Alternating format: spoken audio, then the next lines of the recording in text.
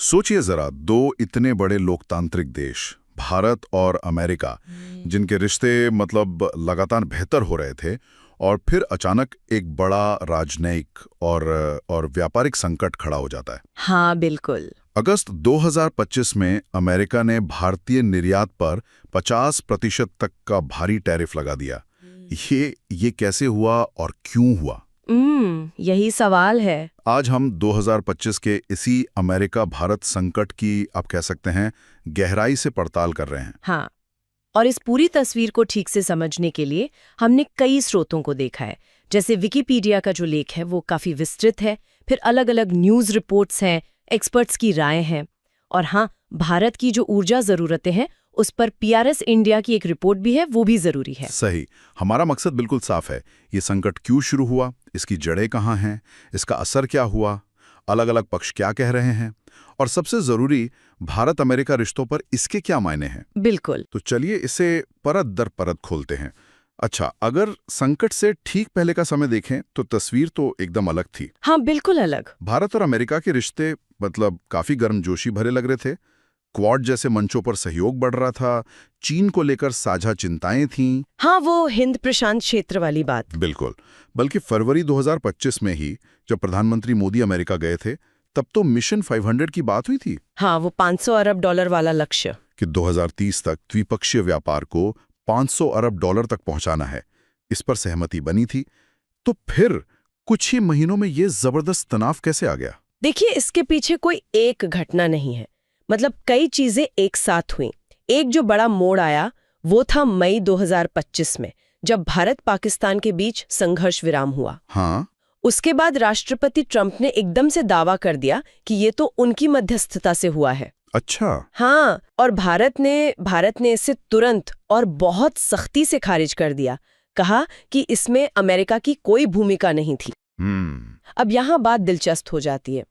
कुछ विश्लेषक हैं, जैसे जेफरीज ग्रुप या रिक सांचेस, उनका मानना है कि राष्ट्रपति ट्रंप की जो व्यक्तिगत नाराजगी थी। नाराजगी किस बात की? शायद ये सोच के कि भाई नोबेल शांति पुरस्कार का एक मौका उनके हाथ से चला गया, ये नाराजगी भी इन भारी टैरिफ के पीछे एक बड़ा कारण हो सकती है। अरे बाप रे, मतलब व्यक्तिगत नाराजगी का इतना बड़ा रोल? हाँ, और देखिए, उनके अपने पूर्व राष्ट्रीय सुरक्षा सलाहकार जॉन बोल्टन, उन्होंने भी ट्रंप के इस दावे को बाद में अनुचित कहा था। अच्छा, ये तो वाकई सोचने वाली बात है। और क्या हुआ था उस दौरान, और कौन सी घटनाएं थी? इसके ठीक बाद ही जून 2025 में पीएम मोदी G7 समिट से लौट रहे थे, तो राष्ट्रपति ट्रंप ने उन्हें वॉशिंगटन में डिनर पे बुलाया था। हाँ, सुना था मैंने। लेकिन पीएम मोदी ने वो निमंत्रण स्वीकार नहीं किया। कहा गया कि भाई पहले से तय कार्यक्रम है, ओडिशा जाना है। तो इसे भी एक तरह से अपमान के तौर पर देखा गया। और इसके अलावा दो और बातें थीं। एक तो भारत लगातार रूस से सस्ता कच्चा तेल खरीद रहा था। हाँ, वो तो चल ही रहा था। और दूसरा, ब्रिक्स समूह में भारत की जो सक्रियता थी, मतलब ब्राजील, रूस, भारत, चीन, दक्षिण अफ्रीका वाले ग्रुप में, वो भी अमेरिका को खास तौर पर ट्रंप प्रशासन को पसंद नहीं आ रही थी। अच्छा। तो ये सारे छोटे बड़े कारण मिलकर उस तनाव के लिए जमीन तैयार कर रहे थे। और फिर आया वो बड़ा झटका, टैरिफ वाला। पहले अगस्त 2025 को 25% टैरिफ लगा भारतीय सामानों पर। हाँ। और फिर कुछ ही हफ्तों में 27 अगस्त से सीधा डबल 50%। ये तो मतलब किसी बड़े व्यापारिक साझेदार के लिए अभूतपूर्व सा लगता है। बिल्कुल अभूतपूर्व। और सिर्फ टैरिफ ही नहीं, उन्होंने सेकेंडरी प्रतिबंधों की धमकी भी दी। हाँ, तो भारत ने इस पर क्या कहा? जाहिर है प्रतिक्रिया तो कड़ी हुई होगी। प्रतिक्रिया बहुत कड़ी थी। 4 अगस्त को ही भारतीय विदेश मंत्रालय MEA ने बयान जारी किया और इन टैरिफ्स को साफ साफ अनुचित, अन्यायपूर्ण और अतार्किक बताया। भारत का मुख्य तर्क ये था कि भाई हमारी 1.4 अरब की आबादी है, उनके लिए सस्ती और सुरक्षित ऊर्जा जुटाना हमारी राष्ट्रीय प्राथमिकता है, खासकर ऐसे समय में जब दुनिया भर में ऊर्जा बाजार में इतनी उथल-पुथल है। हाँ, ये बात तो सही है। और भारत ने शायद ये भी कहा था कि अमेरिका और यूरोप खुद रूस से व्यापार कर रहे हैं। ये वाला पॉइंट भी उठाया था ना? बिल्कुल उठाया था। ये एक तरह से दोहरे मापदंड की तरफ इशारा था। MEA ने साफ कहा कि देखो, अमेरिका खुद रूस से यूरेनियम, पैलेडियम उर्वरक जैसी चीजें खरीद रहा है, और यूरोपीय संघ भी कई चीजें ले रहा है, ऊर्जा भी। तो इस तर्क का वजन कितना पड़ा होगा, मतलब ट्रंप प्रशासन पर? देखिए, कूटनीतिक तौर पर इसने भारत के पक्ष को मजबूती तो दी, भारत ने पुराने बयानों का भी हवाला दिया, जैसे अमेरिकी ट्रेजरी सेक्रेटरी जेनेट येलन थी, या ऊर्जा मामलों के सहायक विदेश मंत्री जेफरी पायट, या भारत में उस वक्त के राजदूत एरिक गारसिटी। हाँ, याद है।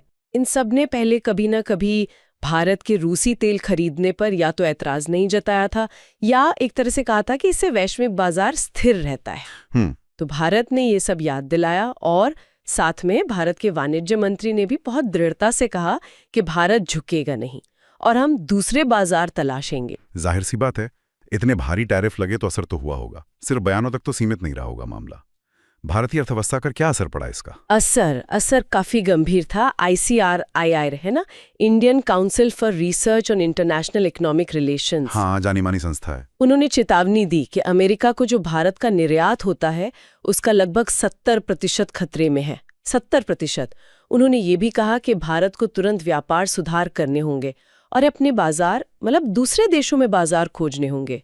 मार्केट डाइवर्सिफिकेशन जिसे कहते हैं। यानी सिर्फ जो व्यापार चल रहा था वही खतरे में नहीं था, बल्कि आगे का निवेश भी। वो सप्लाई चेन वाली योजनाओं का क्या हुआ? हाँ, बिल्कुल। खतरा सिर्फ मौजूदा आंकड़ों का नहीं था। पोशा और क्रेडलवाइज जैसी कई बड़ी कंपनियां थीं जो भारत में अपनी सप्लाई चेन बनाने या बढ़ाने की सोच रही थीं। उनकी योजनाएं या तो रुक गईं या बहुत धीमी हो गईं। और जैसा कि भारत में अमेरिका के पूर्व राजदूत केनेथ जस्टर ने भी कहा था, इसका बुरा असर सिर्फ भारत पर नहीं पड़ा, अमेरिकी कंपनियों और ग्राहकों को भी नुकसान हुआ। अच्छा, वो कैसे? अरे, भारत से कपड़े जाते हैं, ऑटो पार्ट्स जाते, रत्न और आभूषण, ये सब अमेरिका में महंगे हो गए, तो वहां लागत बढ़ गई, लोगों के पास विकल्प कम हो गए। सही बात है। ये तो हुई आर्थिक चोट, लेकिन क्या ये संकट सिर्फ व्यापार तक ही रहा, या इसने दोनों देशों के रणनीतिक और राजनीतिक रिश्तों को भी हिला दिया? हाँ, इसने निश्चित रूप से रिश्तों की जो रणनीतिक बुनियाद थी उसे हिला दिया। विल्सन सेंटर के माइकल कुगेलमन जैसे एक्सपर्ट्स ने तो इसे पिछले 2 दशकों में अमेरिका भारत संबंधों का सबसे खराब संकट तक कह दिया। 2 दशकों में? ये भी जोड़ा कि दोनों देशों के बीच रणनीतिक हित इतने गहरे हैं कि शायद रिश्ते इसे झेल जाएं। उनमें वो लचीलापन, रेजिलियंस है, लेकिन फौरी तौर पर तनाव बहुत बढ़ गया था। हाँ। और भारत के एक पूर्व राजनयिक हैं, विकास स्वरूप, उन्होंने तो कहा कि ये सिर्फ व्यापार का झगड़ा है ही नहीं। अच्छा, तो क्या था फिर? उनके मुताबिक ये भारत की ब्रिक्स में बढ़ती भूमिका और राष्ट्रपति ट्रंप को वो जो भारत पाक शांति वार्ता का क्रेडिट नहीं दिया गया, उसकी प्रतिक्रिया थी। हाँ, फाइनेंशियल टाइम्स ने भी कुछ ऐसा ही लिखा था। उन्होंने इसकी तुलना 1998 के परमाणु परीक्षणों के बाद वाले दौर से की थी और कहा था कि ये कूटनीति का निजीकरण है ना? बिल्कुल। फाइनेंशियल टाइम्स ने इसे पर्सनलाइजेशन ऑफ डिप्लोमेसी कहा और बढ़ते व्यापारिक टकराव का नतीजा बताया। एक और एकेडमिक जर्नल है IJCRT, उसमें एक लेख छपा था। उसका विश्लेषण था कि देखो, एक तरफ तो चीन को संतुलित करने जैसे साझा हित दोनों देशों को करीब ला रहे थे, हाँ। लेकिन दूसरी तरफ राष्ट्रपति ट्रंप की अमेरिका फर्स्ट नीति और उनकी वो लेन देन वाली कूटनीति, मतलब ट्रांजैक्शनल डिप्लोमेसी, वो तनाव पैदा कर रही थी।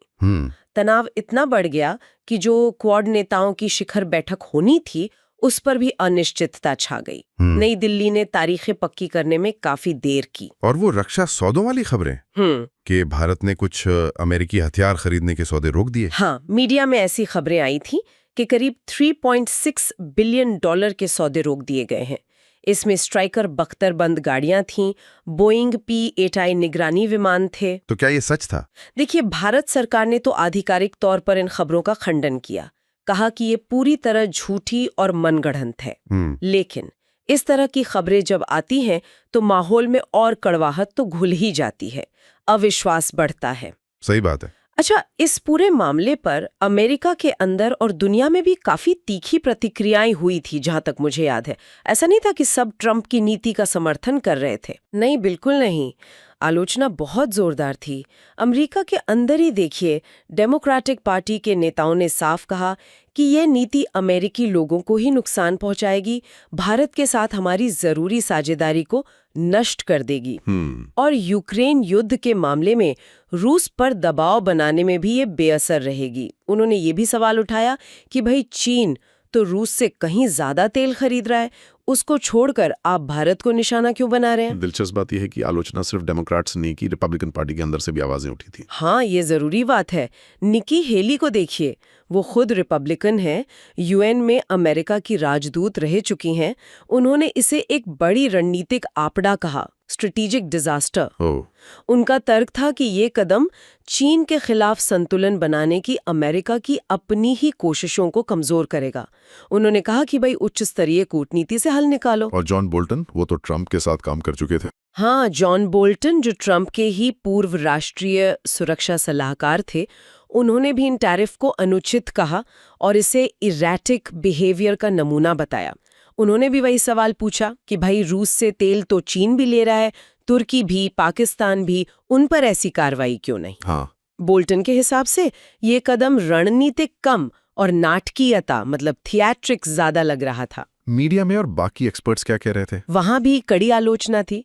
रिक सैंचेज जैसे कमेंटेटर ने इसे प्रतिशोध, द्वेष और अनसाइंटिफिक सोच का नतीजा बताया।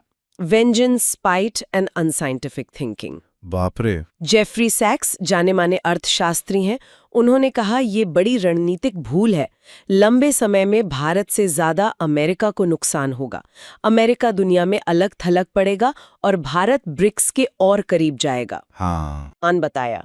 फरीद ज़कारिया और केनेथ जस्टर जैसे लोग जो भारत अमेरिका संबंधों को बहुत करीब से देखते आए हैं, उन्होंने भी चिंता जताई थी। हाँ, दोनों ने ही कहा कि ये दशकों की मेहनत से जो रिश्ते बने हैं उनको पटरी से उतारने वाला कदम है। ज़कारिया ने खास तौर पर चेताया कि इस नीति से भारत रणनीतिक रूप से रूस और चीन के और करीब जा सकता है। नेटो के एक सलाहकार है क्रिस्टल कॉल, उन्होंने भी कहा कि ये दशकों में बने भरोसे को नुकसान पहुंचाएगा और ये राष्ट्रपति ट्रंप का एक तरफा फैसला है। और दूसरे देशों की क्या प्रतिक्रिया थी, जैसे जर्मनी, ऑस्ट्रेलिया? हाँ, अमेरिका के जो सहयोगी देश हैं जैसे जर्मनी की विदेश मंत्री एनेलिना बेयरबॉक और ऑस्ट्रेलिया की पेनी वोंग, उन्होंने भी खुलकर फ्री ट्रेड का समर्थन किया, इन टैरिफ्स का विरोध किया और भारत के साथ अपनी मजबूत पार्टनरशिप की बात दोहराई। तो इन सारी आलोचनाओं से एक बात तो साफ उभरती है। हाँ, क्या? कि ट्रंप की ये जो व्यक्तिगत या लेन देन वाली कूटनीति थी, वो अमेरिका के अपने ही जो बड़े रणनीतिक लक्ष्य थे, जैसे चीन को बैलेंस करना, उनसे टकरा रही थी, है ना? बिल्कुल सही पकड़ा आपने।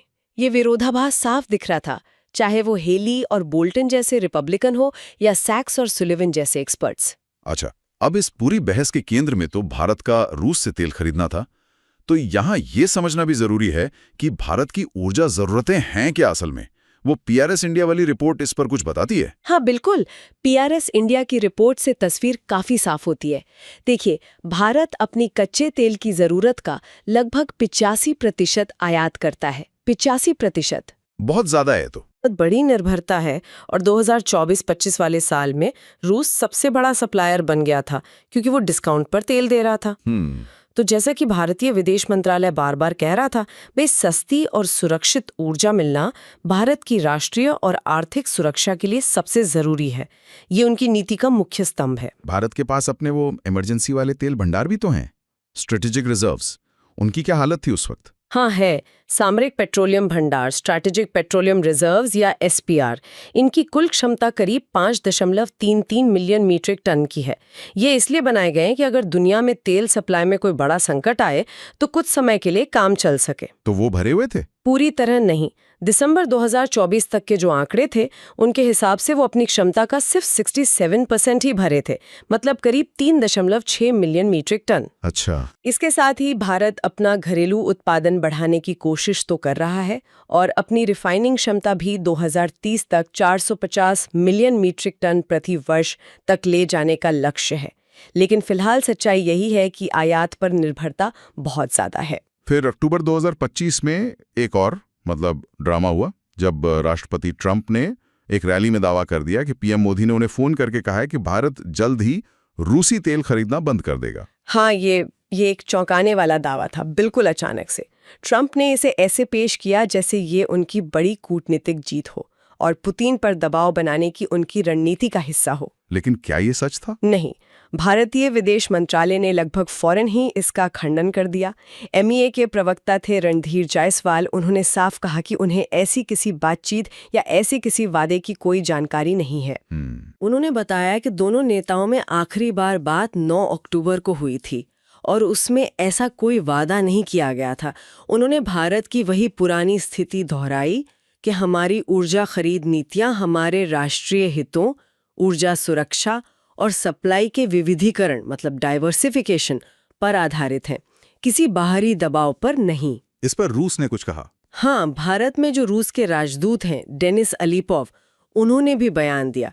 उन्होंने कहा कि रूस भारत का सबसे भरोसेमंद और स्थिर ऊर्जा साझेदार बना रहेगा और ये सहयोग भारत के अपने हितों में है। अच्छा, मतलब एक तरह से उन्होंने भी ट्रंप के दावे को नकारा और कहा कि तेल सप्लाई जारी रहेगी। बिल्कुल, उनका बयान यही संकेत दे रहा था। ठीक है, अब ये सब तो बाहर चल रहा था, दबाव, कूटनीति, बयानबाजी। भारत के अंदर इस संकट पर कैसी प्रतिक्रियाएं हो रही थीं? आम लोगों में, राजनीति में? देश के अंदर भी इस पर काफी कुछ हुआ।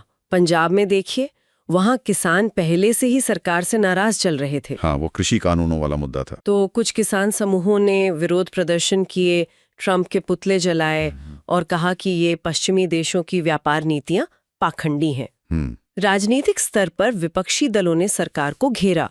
उन्होंने नरेंद्र सरेंडर जैसा एक नैरेटिव चलाने की कोशिश की। अच्छा। आरोप लगाया कि मोदी सरकार अमेरिकी दबाव में झुक रही है। अच्छा। और हाँ, सोशल मीडिया पर और कुछ ग्रुप्स में अमेरिकी ब्रांड्स के बाइकॉट की भी बातें हुई, जैसे McDonald's, Coca Cola, Amazon, Apple, इन सब के बॉयकॉट का कॉल दिया गया। पर क्या उसका कोई बड़ा असर हुआ जमीन पर? ये कहना मुश्किल है कि कितना व्यापक असर हुआ, लेकिन हाँ, इस तरह की भावनाएं व्यक्त की जा रही थीं। इन सारे दबावों के बीच कुछ अंतर्राष्ट्रीय मीडिया जैसे फ्रांस 24 वो ये भी कह रहे थे कि पीएम मोदी ने असल में काफी मजबूती दिखाई, इन टैरिफ्स के जवाब में झुके नहीं। क्या ये बात सही है?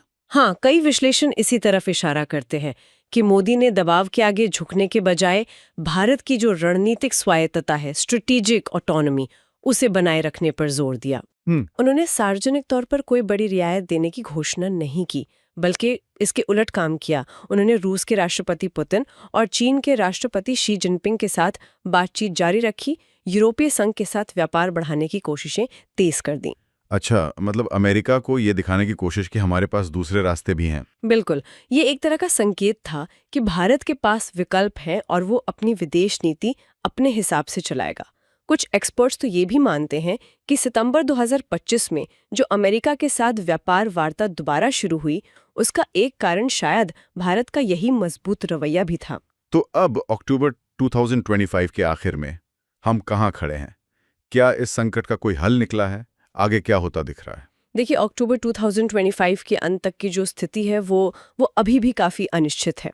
वो जो 50% वाले टैरिफ थे वो अभी भी लागू है। अभी भी एक्सपर्ट्स यही मानते हैं कि देखो, भारत अमेरिका रिश्तों की नींव भले ही मजबूत हो, साझा हित हो, लेकिन इस संकट ने आपसी भरोसे को चोट पहुंचाई है और उस भरोसे को दोबारा बनाने में वक्त लगेगा। ये पूरा मामला भारत की विदेश नीति को भी शायद एक नई दिशा दे। हो सकता है रूस, चीन और ब्रिक्स जैसे दूसरे ग्रुप्स के साथ संबंध और गहरे हों। हाँ। और एक ताज़ा खबर इकोनॉमिक टाइम्स में आई थी कि भारतीय अधिकारियों ने अमेरिका से कहा है कि अगर आप चाहते हैं कि हम रूस से तेल कम खरीदें, तो फिर हमें ईरान और वेनेजुएला से तेल खरीदने की इजाजत दी जाए। अच्छा, ये तो दिलचस्प है। हाँ, भारत का तर्क है कि आप रूस, ईरान, वेनेजुएला तीनों बड़े सोर्स एक साथ बंद कर देंगे तो न सिर्फ हमारी ऊर्जा सुरक्षा खतरे में पड़ेगी, बल्कि दुनिया भर में तेल की कीमतें आसमान छू जाएंगी। ये तो काफी प्रैक्टिकल बात लगती है भारत की तरफ से। बिल्कुल, ये एक व्यवहारिक कदम लगता है। तो इस पूरी गहन पड़ताल का सार यही निकलता है कि 2025 में अमेरिका भारत संबंध जो ऊपर से तो बड़े मजबूत दिख रहे थे, वो अचानक व्यक्तिगत कूटनीति, व्यापार के झगड़ों और भू राजनीतिक प्राथमिकताओं के टकराव की वजह से एक गंभीर संकट में फंस गए। हाँ, बिल्कुल। नतीजा, बड़ा आर्थिक नुकसान हुआ और दशकों से जो रणनीतिक साझेदारी बन रही थी, उस पर भी सवाल खड़े हो गए। भारत ने अपने राष्ट्रीय हितों, खासकर ऊर्जा सुरक्षा का मजबूती से बचाव किया, लेकिन रिश्तों में एक तनाव, एक अनिश्चितता तो बनी हुई है। बिल्कुल, और जैसा हमने देखा, इस पूरे मामले पर दुनिया भर की प्रतिक्रिया भी काफी बटी हुई थी। कई देशों और एक्सपर्ट्स ने अमेरिकी नीति की खुलकर आलोचना की।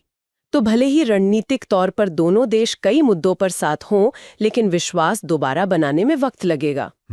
अब इन सभी स्रोतों और हमारी इस पूरी बातचीत के आधार पर श्रोताओं के लिए सोचने को एक सवाल छोड़ा जा सकता है हाँ जरूर। कि ये जो संकट आया, ये भारत की जो पुरानी नीति है रणनीतिक स्वायत्ता की, मतलब स्ट्रेटेजिक ऑटोनॉमी, उसको स्थायी रूप से कैसे बदल सकता है, खासकर तब जब बाहर से आर्थिक दबाव देश के अपने सुरक्षा और विकास के लक्ष्यों से टकराने लगे। ये बहुत अहम सवाल है। या फिर ये देखते हुए कि भारत अपनी ऊर्जा के लिए आयात पर इतना निर्भर है, क्या बाहर की ताकतों के लिए उसकी ऊर्जा पसंद पर दबाव डालना एक टिकाऊ रणनीति है, खासकर तब जब वो दबाव डालने वाले देश खुद कोई अच्छा और सस्ता विकल्प न दे पा रहे हों। ये वाकई सोचने वाली बातें हैं। ऐसे जटिल सवाल हैं जिन पर शायद आने वाले लंबे समय तक चर्चा होती रहेगी।